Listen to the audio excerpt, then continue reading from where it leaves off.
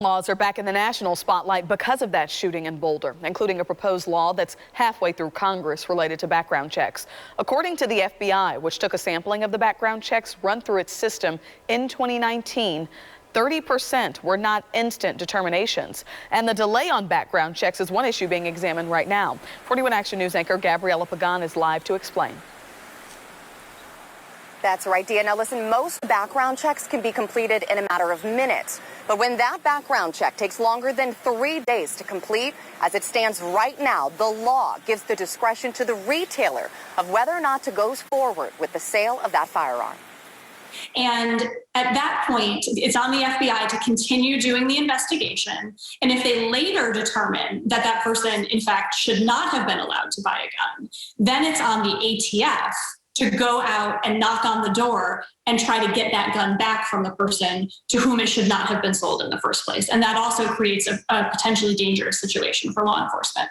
That is known as the Charleston loophole, which allowed the shooter in the 2015 mass shooting at a Charleston church to be able to buy his firearm. But we need to start doing something, and we can't just not act because a particular bill that we're trying to move forward wouldn't have addressed the most recent horrific mass shooting that's in the headlines. I don't know how you legislate stopping bad people from doing bad things. Two sides of the ongoing debate surrounding how, as a nation, we can begin to address the epidemic of gun violence. So frontier justice policy is we do transfer the firearm after 3 days if we've not heard from the FBI.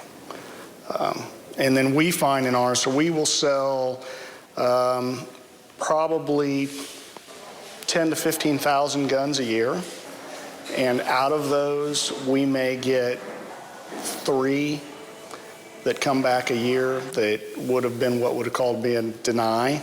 The House recently passed a bill to close the Charleston loophole and a bill to expand background checks on all commercial gun sales.